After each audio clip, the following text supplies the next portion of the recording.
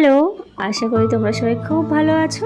আমিও খুব ভালো আছি। অনেক দিন পরে আবারও একা একা বেরিয়ে পড়ছি। এটা আমার সেকেন্ড টাইম একা একা বেরোনোর অভিজ্ঞতা। পরিবারের লোক একটু টেনশনেই ছিল যে একা একা কোথায় কি হবে না হবে সেই ব্যাপার নিয়ে।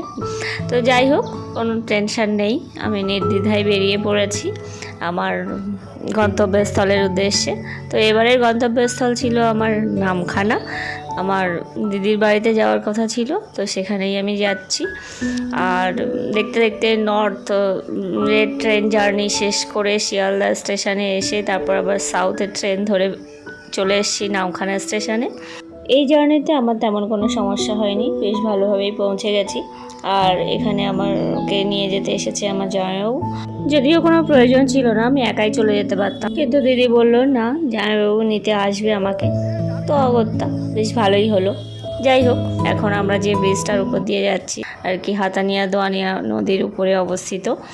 তো এই যে দেখো নদীটা, এই নদীটা আগেও তোমাদেরকে ভিডিওতে দেখিয়েছি, আর এবারে তোমাদেরকে দেখাবো আমার দিদির বাড়ি এই ব্রিজের উপর থেকেই দেখা যায়। তো আজকে সেই জন্য ক্যামেরাটা অন করেছি। এই যে এই সামনের যে বিল্ডিংটা, উপরের টাওয়ার, সেই বিল্ডিংটা কিন্তু আমার দিদির বাড়ি।